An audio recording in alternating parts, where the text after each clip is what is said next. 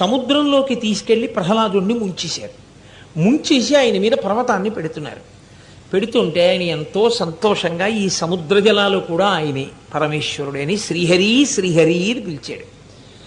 అయ్యో నా భక్తుడు ఎక్కడ కందిపోతాడోనని శ్రీమన్నారాయణుడు గరుత్మంతుణ్ణి అధిరోహించి గబగబా వచ్చి, చూడండి పిల్లవాడి కంట్లో ఏదైనా పడిపోతుందేమో అంటే మనం బలంగా ఉఫ్ అని ఊదేసినట్టు ఏదో ఎగురుతూ వచ్చి పిల్లాడి కంట్లో పెడుతోంది అనుకోండి, ఉఫ్ అని ఊదేస్తాం కళ్ళల్లో పడకుండా. అలా శ్రీమన్నారాయణుడు రాక్షసుల చేతిలో ఉన్నటువంటి పర్వతాన్ని ఉఫ్ అని ఊదాడు.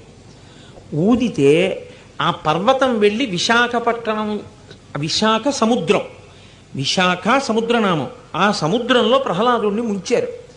ముంచినప్పుడు ఆయన ఉఫ్ అని ఊదితే ఈ పర్వతం వెళ్ళి దూరంగా పడింది. ఈ పర్వతం వెళ్ళి దూరంగా ఎక్కడ పడిందో ఆ